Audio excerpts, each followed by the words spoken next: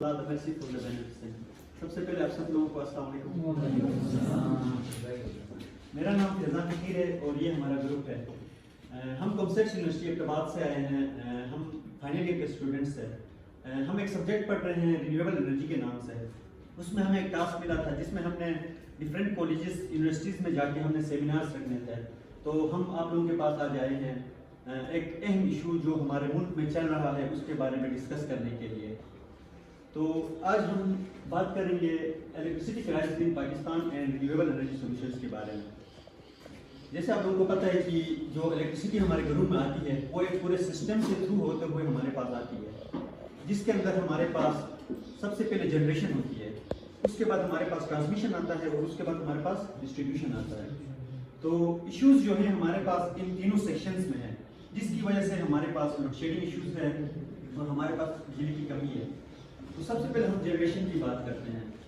जब जनरेशन में देखते हैं तो हमारे पास जनरेशन बहुत ज़्यादा हो रही होती है। जो अभी हमारे पास बिजली के बिल्स जो आ रहे हैं, आप लोग देख रहे हैं, उसमें हमारे पास जो बिल बहुत ज़्यादा आ रहा है वो क्यों आ रहा है? वो जनरेशन के हिसाब से आ रहा है। हमारे पास जनरेशन बहुत ज़्यादा है, फिर भी हमारे मुल्क में जो इलेक्ट्रिसिटी की जो लोड शेडिंग है वो क्यों है? तो वो उसकी मेन वजह यह है कि हमारे पास जो ट्रांसमिशन लाइन्स जो है वो उस कैपेसिटी की नहीं है कि वो उतनी मिकदार में इलेक्ट्रिसिटी को कैरी कर सके। ये जो हमारे मुल्क में जो ट्रांसमिशन लाइन्स बिछाई हुई है, ये तकरीबन जो अंग्रेजों के ज़माने में जो बिछाई हुई थी वो है। उसके बाद इसके ऊपर कोई काम नहीं। आज के हमारे इस जो सेमिनार है इसका जो कोर्स ऑफ लाइन होगा वो इस मुताबिक होगा। सबसे पहले ये है कि introduction to energy crisis in Pakistan. दूसरे नंबर पर हम बात करेंगे पाकिस्तान एनर्जी मिक्स। उसके बाद Pakistan energy demand, factors contributing to the energy crisis, potential economical solutions for addressing the energy crisis, exploring renewable energy, sustainable solutions for a greener future, improving energy infrastructure and distribution, और finally हम conclusion और recommendations आप लोगों के सवालात भी होंगे, उनके जवाब भी देंगे, आप लोगों के साथ डिस्कस भी करेंगे कि हम आगे फर्दर स्टूडेंट्स क्या कर सकते हैं। तो अभी जो हमारे पास जो एनर्जी सिस्टम है, जो हमारे पास कमी की जो डिफरेंट वजूहात है, हमारे पास जो इलेक्ट्रिसिटी की कमी है, उसमें सबसे पहले जो आता है हमारे पास वो है हमारी पॉपुलेशन। हमारी पॉपुलेशन दिन ब दिन बढ़ती जा रही है। अभी ये तकरीबन 25 से 30 करोड़ तक जा चुकी है। तो जब हमारी पॉपुलेशन बढ़ेगी तो उनकी नीड्स को पूरा करने के लिए हमें इंडस्ट्रीज लगाने होंगे, फैक्ट्रीज लगाने होंगे, जिसके लिए हमें बहुत ज़्यादा इलेक्ट्रिसिटी की नीड होगी। इस वजह से हमारे पास इलेक्ट्रिसिटी की बहुत कमी आती जा रही है। दूसरे नंबर पर जो मैंने पहले भी बात किया वो ट्रांसमिशन लाइंस की है। ट्रांसमिशन लाइंस के अंदर हमारे पास इतनी कैपेसिटी नहीं है कि वो हमारी इलेक्ट्रिसिटी को कैरी कर सके। उसके बाद हमारे पास बहुत सारे एनर्जी रिसोर्सेज हैं पाकिस्तान के अंदर जो हम यूज़ नहीं कर रहे होते हैं। सबसे पहला जो है हमारे पास सनलाइट है। सनलाइट एक नियमत है पूरी दुनिया में हम सब के लिए, और ये यूज़ करना चाहिए हमें, जो कि हम लोग नहीं कर रहे हैं। बाकी जो दूसरे डेवलपिंग कंट्रीज है जो डेवलप हो चुके हैं, वो उनके जो डेवलप होने की रीज़न यही है कि उन्होंने इन चीज़ों को यूज़ किया है। हम पाकिस्तान में ये है कि हम इन चीज़ों को यूज़ ही नहीं कर रहे। इसी तरह हमारे पास और भी डिफरेंट सोर्सेज हैं जो हम यूज़ नहीं कर रहे हैं, जिसमें हमारे पास न्यूक्लियर आ गया, हमारे पास बायोमासिस से आ गए, हमारे पास विंड आ गया। इस तरह बहुत सारे रिन्यूएबल भी हैं, नॉन रिन्यूएबल सोर्सेज हैं जो हम यूज़ ही नहीं कर रहे हैं। उसके बाद आता है कि हमारे पास अभी जो अब इन सब की वजह से डिस्टर्ब कौन हो रहा है? हमारी इंडस्ट्रियल सेक्टर डिस्टर्ब हो रही है, हमारे फैक्ट्रीज डिस्टर्ब हो रहे हैं, सिटीजन डिस्टर्ब हो रहे हैं, हमारे बिजनेसेस क्या हो रहे हैं? डिस्टर्ब हो रहे हैं, जिसकी वजह से हमारा इकोनॉमी डाउनफॉल हो रहा है।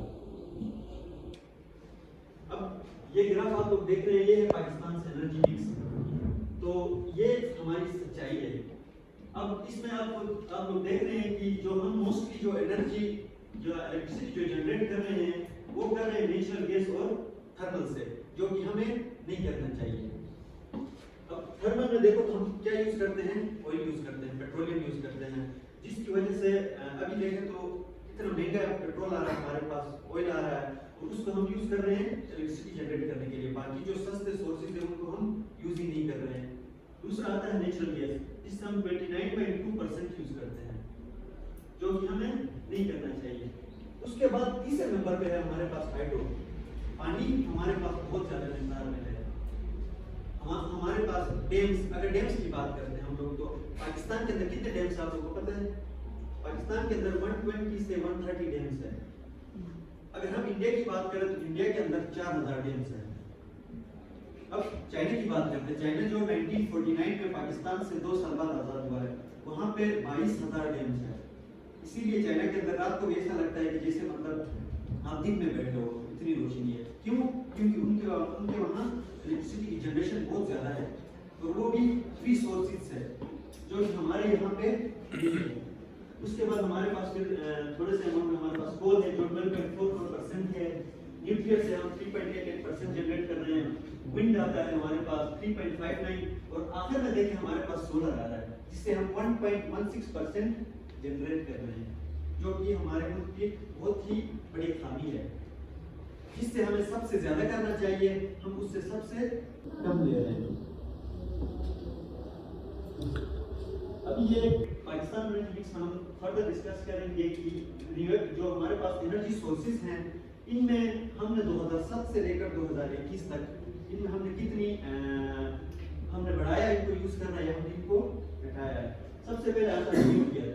अब न्यूक्लियर के पावर प्लांट्स देखें तो हमारे पास पंजाब और सिंध में लगे हुए हैं। पंजाब में यहाँ पे मियावाली में जो हमारे पास चश्मा बेराज लगे हुए वो हो गए, और सिंध में हमारे पास केनम के नाम से सिंध कराची में हमारे पास। अब पंजाब में देखें तो वो 309.23% ग्रोथ हुई है इसकी, जो कि बहुत अच्छी बात है। न्यूक्लियर का ये है कि हमारे पास बहुत ही स्मॉल अमाउंट ऑफ यूरेनियम को यूज करके हम बहुत सारी हीट को जनरेट कर सकते हैं। ये एक बहुत ही बड़ा बेनिफिट है हमारे लिए, इसको अगर यूज करें तो। इसके लिए सिर्फ ये है कि हमारे पास हाई क्वालिफाइड इंजीनियर्स होने चाहिए। हमारा एजुकेशन सिस्टम इतना बेहतर होना चाहिए कि वो ऐसे इंजीनियर्स को प्रोड्यूस करे जो इस चीज को हैंडल कर सके। उसके बाद हमारे पास सिंध आता है। सिंध में भी हमने तकरीबन 3-4% इसमें ग्रोथ किया, जो कि बहुत अच्छी बात है। और इसकी टोटल जो है हमारे पास पहले 425 मेगावाट, उसके बाद हमने इसको 1770 मेगावाट लेके गए हैं। इसको हमने और बेहतर करना है। दूसरे नंबर पर हमारे पास आता है हाइडल। हाइडल के पावर प्लांट जैसे हमारे पंजाब में लगे हुए, केपी में लगे हुए और एजेके में लगे हुए। अब पंजाब में हमने इसकी जो ग्रोथ है वो 6.12% है। अब इस आप परसेंटेज से पता कर सकते हैं कि 2007 से लेकर 2021 तक सिर्फ 6.12% इसमें ग्रोथ हुई है। केपी में देखें तो 54.27% है, जो कि हमने यहाँ पे काफी इंप्रूव किया है। और एजेके की बात करें तो वहाँ पे 126.31% है, वहाँ पे हमारी इंप्रूवमेंट बहुत अच्छी है। तो इस तरह हाइडल जो अभी डैम्स हमारे बात करते हैं, पाकिस्तान में अभी डैम्स 130 से 140 तक डैम्स है टोटल, और बाकी अभी हमारे पास बन रहे हैं। अब डैम्स का ये है कि जब अगर हम बात करें तो 1960 से पहले की अगर बात करते हैं तो हमारे पास जो डैम्स है, हम जो हाइडल्स हम जो जनरेट कर रहे थे, वो है हमारे पास तकरीबन 60 से 65% है। मगर अभी देखिए तो हम वहाँ से तकरीबन कितना जनरेट कर रहे हैं, 20 से 25% तक, जो कि बहुत ही हम इसमें नीचे गए हैं। उसके बाद आता है हमारे पास थर्मल। थर्मल में हमारे पास पंजाब, सिंध, केपी, बलूचिस्तान, इन जगहों में हमारे पास थर्मल के पावर प्लांट्स लगे हुए हैं। पंजाब में देखें तो हमने 143.53% बढ़ाया है इसको। सिंध में देखें तो 80.03% ग्रोथ की है।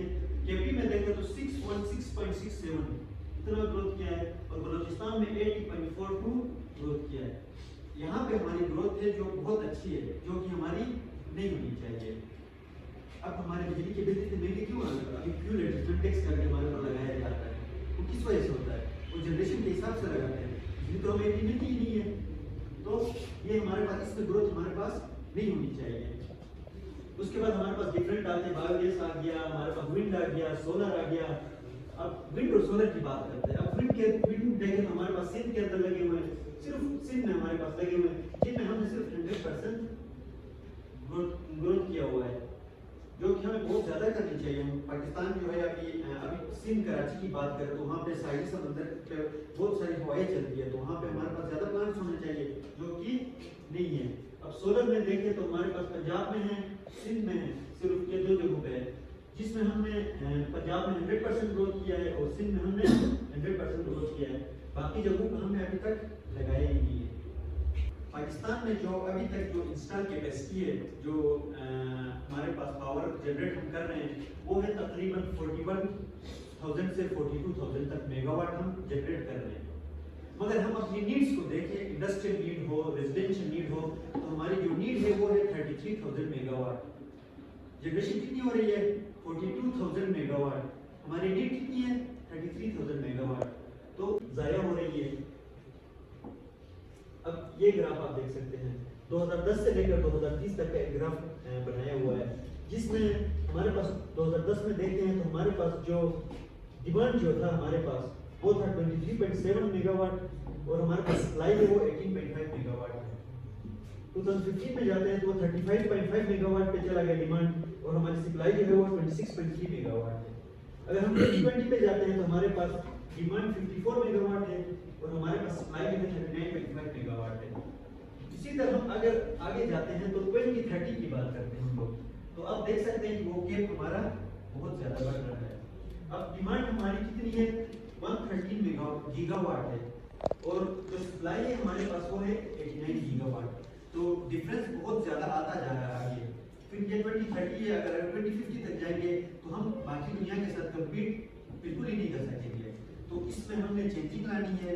हमने कोशिश करके जो थर्मल से हम ज़्यादा हासिल कर रहे हैं, जो हम गैस से हासिल कर रहे हैं, इन चीज़ों को हमने छोड़ना है और हमने कोशिश करके रिन्यूएबल एनर्जी सोर्सेज की तरफ जाना है। इससे आगे मैं अपने ग्रुपमेट से दावत देता हूँ, वो आगे आपको फैक्टर्स के बारे में बताएगा।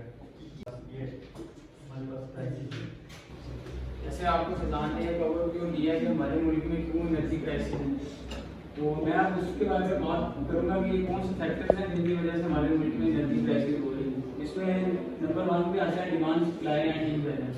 इसका क्या मकसद है कि मतलब हमारे मुल्क में हमेशा डिमांड और सप्लाई में एक गैप रहा है, ठीक है। हमारी जितनी जनरेशन हो रही है, हमारी डिमांड उससे बढ़ के है, जिसकी वजह से हमारे मुल्क में लोड शेडिंग हो रही है। तो बेसिकली मेन वजह यही है कि हमारी डिमांड बहुत ज़्यादा है और हमारी जनरेशन थोड़ी है।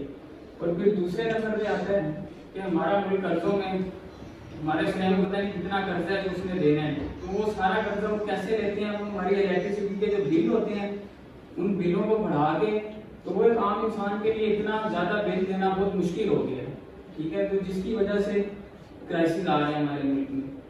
और तीसरी, हमारे मुल्क में जितने भी पावर प्लांट्स लगे हुए हैं, ठीक है, वो इतने एफिशिएंट, अब उनकी एफिशिएंसी खत्म हो रही है, ठीक है। उनको वक्त के साथ साथ उनको इतना अपडेट नहीं किया जा रहा, तो वो जितनी उन्होंने पावर बनानी है उतनी बना ही नहीं पा रहे, तो जिसकी वजह से वो सप्लाई नहीं कर पा रहे, डिमांड नहीं पूरी कर पा रहे।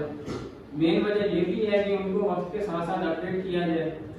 सारी मशीनरी पुरानी हो रही है, अभी बहुत कम प्रोजेक्ट्स हैं जैसे हम पाकिस्तान में बन रहे हैं जो मतलब के सप्लाई दें। फिर इसके बाद हम आते हैं पॉलिटिकल इंटरफेरेंस। हमारे मुल्क में आपको पता है कि सियासत कैसी है, मतलब कोई ज़्यादा देर तक रहती नहीं है, कोई आ रही है, कोई जा रही है। तो उसकी वजह से जैसे मतलब अब एक पार्टी आई है, ठीक है, उसने अपने प्रोजेक्ट्स के लिए उन्होंने काम शुरू किया है, ठीक है, तो वो ज़्यादा देर तक रहती नहीं है, ठीक है। तो इसी वजह से फिर जब दूसरी आती है पार्टी, ठीक है, तो उनके प्रोजेक्ट्स रोक के वो अपने शुरू कर देती है, तो ऐसे भी ये सारे प्रोजेक्ट्स बीच में ही रह जाते हैं, तो वो अपने मतलब कंप्लीट नहीं होते। तो ऐसे बहुत सारे प्रोजेक्ट्स हैं जो इसमें रुके हुए हैं सिर्फ इसी वजह से। और फिर हम उसके बाद बात करते हैं लिमिटेड एनर्जी सोर्सेज, ठीक है। अब हमारे मुल्क में जो बिजली बनती है वो ज़्यादातर हाइड्रो पावर से बनती है, ठीक है। और दूसरा फिर हम बाहर के ममालिक से तेल लेते हैं, वो तेल इतना महंगा है कि वो पाकिस्तान अफोर्ड ही नहीं कर पा रहा। तो अगर ले भी ले तो फिर उसको मतलब उसकी सप्लाई, उसका एक प्रोसीजर होता है उसको यूज़ करने का, वो सब मुश्किल ही नहीं है पाकिस्तान में, जिसकी वजह से हमारे पास एनर्जी क्राइसिस है। और फिर इसके बाद हम बात करते हैं कि हमारा पाकिस्तान ज़्यादातर हाइड्रो पावर पे डिपेंड करता है, ठीक है, मतलब पानी पे। और आजकल आप देखते हैं कि ग्लोबल वार्मिंग की वजह से बारिशें बहुत कम हो रही हैं, ठीक है, जिसकी वजह से हमारे मतलब इतना ज़्यादा हम हाइड्रो पावर से इतना ज़्यादा हम इलेक्ट्रिसिटी जनरेट कर ही नहीं पा रहे। तो हमारा जो लास्ट डैम बना था वो था गाजीपुर था, जो कि 2004 में बना। इसके बाद हमारे मुल्क में कोई डैम नहीं बना, ठीक है, मतलब लास्ट यही था। और अभी उसके बाद हमारा ये दियामर भाषा डैम है जो आपको 45 मेगावाट की बिजली प्रोवाइड कर सकता है, उसकी 10 साल से उसकी कंस्ट्रक्शन रुकी हुई है। तो ये सारी हमारी ये पॉलिटिकल इंटरफेरेंस की वजह से ये सब कुछ होता है। और फिर हम तीसरी बात करते हैं तालाबाद डैम जो हमें 3600 मेगावाट 3600 मेगावाट हमें ये बिजली प्रोवाइड कर सकता है। ये कोई आम मतलब इससे हमारा उनका काफ़ी हिस्सा कवर हो सकता है। तो ये भी काफ़ी एक्सेस है पॉलिटिकल ग्रुप्स की वजह से, मतलब ये जो हमारी ये सियासत पार्टी में जो तब्दील होती रहती हैं ये उसकी वजह से ये तालाबाद डैम भी रुका हुआ है।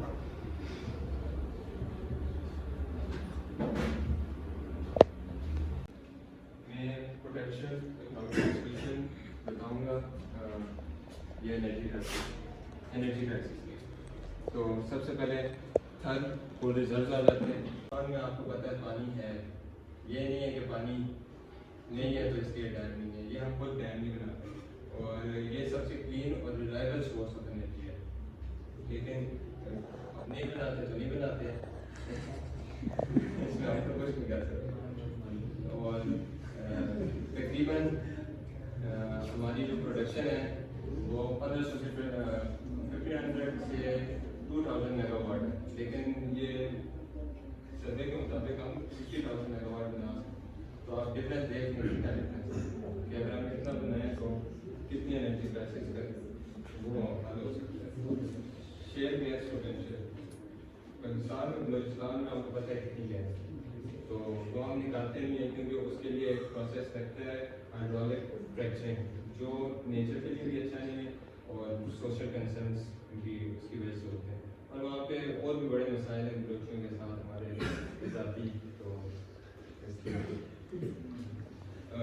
कोस्ट लाइन पाकिस्तान की अरेबियन सी में कितनी बड़ी कोस्ट लाइन है, तकरीबन 7000 स्क्वायर किलोमीटर है अमेरिका।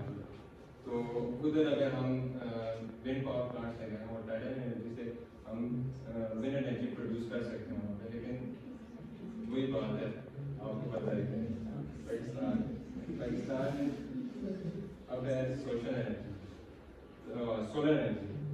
तो पाकिस्तान में हम अपने घरों में भी सोलर एनर्जी के बाद को प्लांट लगा सकते। छतों पे आपने देखे होंगे आजकल हर कोई लगा रहा है, लेकिन इतने पैसे भी नहीं है पाकिस्तानियों के पास कि वो बात उधर ही आता है। पाकिस्तान की जो थर्मल एनर्जी भी है, इकोनॉमिकली एक्टिव जोन है कुछ पाकिस्तान में जहाँ से हम जियो थर्मल एनर्जी निकाल सकते हैं, और वो भी एक सोल्यूशन है। और वेस्ट एनर्जी ये सबसे अच्छी है क्योंकि वेस्ट जो हमारे पास होता है इकट्ठे जिसमें खाली हो जाएगा और आपका एनर्जी भी दे देगा।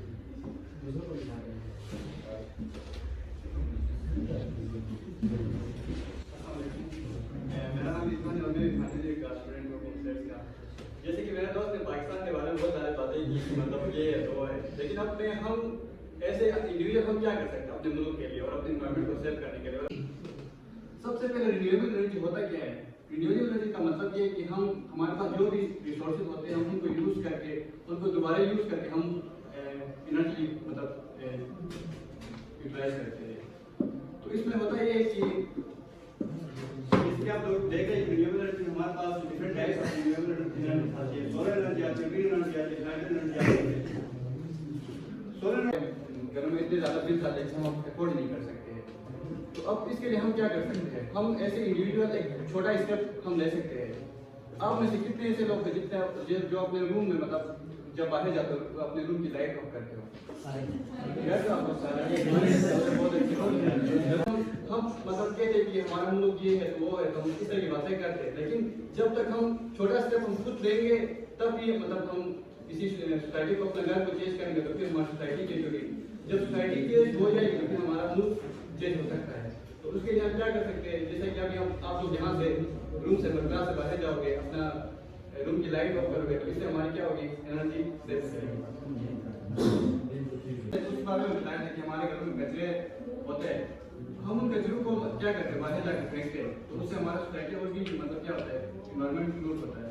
तो हम ये कर सकते हैं कि कचरों का मतलब बायोमास को मतलब हम एनर्जी में कन्वर्ट कर सकते हैं।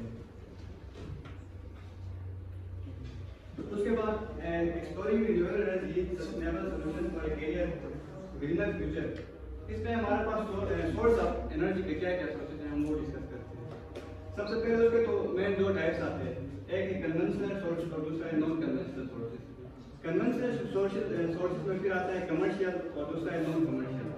कमर्शियल में हमारे पास आता है कोल, पेट्रोलियम और इलेक्ट्रिसिटी, और नॉन कन्वेंशनल में हमारे पास आता है firewood, straw and dry and non conventional resources में हमारे पास आता है bio energy, solar energy, wind energy, tide energy, जो हमारे जितने भी रिन्यूएबल एनर्जी हैं वो सारे हमारे पास नॉन कन्वेंशनल रिसोर्सेज में आते हैं। अब हमने ये रिन्यूएबल एनर्जी होती क्या है उसके हमने टाइप्स डिस्कस कर लिए, लेकिन इसके मतलब इम्पोर्टेंस क्या है उसको हम डिस्कस करते हैं। इसकी इम्पोर्टेंस ये है कि हम सबसे मेन इम्पोर्टेंस तो ये है कि हम अपनी मतलब जो हमारे पास बिल ज़्यादा है उनको हम कम कर सकें, और दूसरा हमारे पास जो हमारा इन्वायरमेंट प्रोड्यूस होता है दूसरे हम जो चीज़ें करते हैं उनसे, तो हम रिन्यूएबल एनर्जी की तरफ जाएंगे तो हमारा इन्वायरमेंट क्या होगा।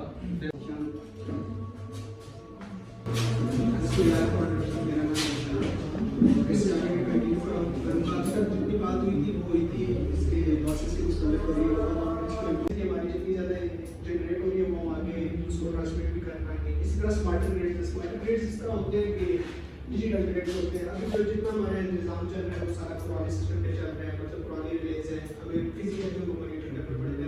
लेकिन जब ये डिजिटल मॉनिटर हो जाएगा तो इसमें लॉसेस कम वगैरह आ जाएंगे, एफिशिएंट भी हो जाएगा। इस तरह हम इसके नेटवर्क को एक्सपेंड कर सकते हैं।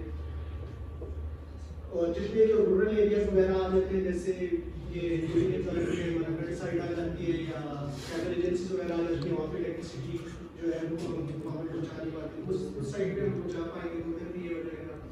इसी तरह मॉडर्नाइज प्लांट है तो एफिशिएंट जब पावर प्लांट जब होंगे इंक्लूडिंग रिन्यूएबल सोर्सेज से, तो रिन्यूएबल वही आ जाता है कि जब हम ज़्यादा रिन्यूएबल सोर्स के साथ करेंगे तो जैसे सोलर है, सोलर हम ना होने वाली चीज़ है, इसको हम जितना चाहे यूज़ कर सकते हैं। इसी तरह विंड पावर प्लांट है उसको भी हम जितना ज़्यादा यूज़ कर सकते हैं, और इस तरह वाटर है, वाटर को भी हम इस तरह एफिशिएंट यूज़ कर सकते हैं। ये एफिशिएंसी भी होती है कि रिसोर्सेज भी है, इस तरह का हम यूज़ कर सकते हैं। इस तरह हम जैसे रिड्यूस वेस्ट आ जाते हैं, जब हम इंफ्रास्ट्रक्चर को इम्प्रूव करेंगे जो भी पुराना है तो जितनी हमारे पास एनर्जी वेस्ट हो रही है वो वेस्ट नहीं होगी, उसको हम ऑलरेडी आगे यूज़ कर सकते हैं। इसी तरह सस्टेनेबल फ्यूचर में जिस तरह आ जाएगा, सस्टेनेबल फ्यूचर इस तरह है जैसे कि सोलर बहुत ज़्यादा रिलायबल है, ना खत्म होने वाली चीज़ है, वाटर भी इसी तरह एफिशिएंट भी है, क्लीन भी है, और थर्मल वगैरह जो है उससे हमें बचना है।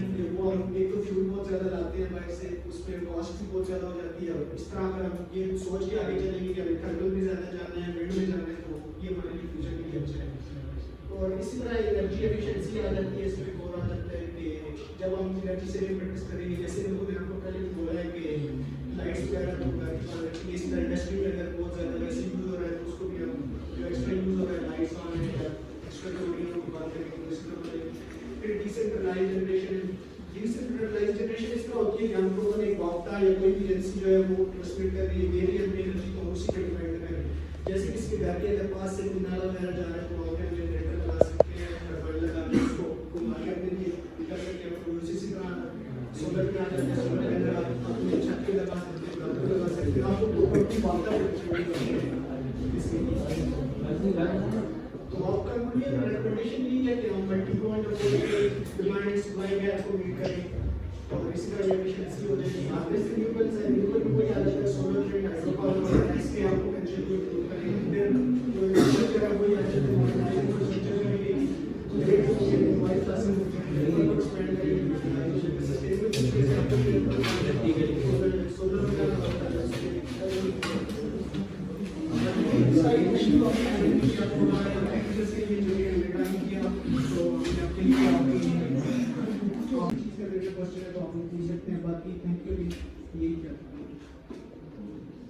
हम लोग भी अभी इसी तरह स्टूडेंट्स हैं जो कि थोड़ा चेंजिंग लाना चाह रहे हैं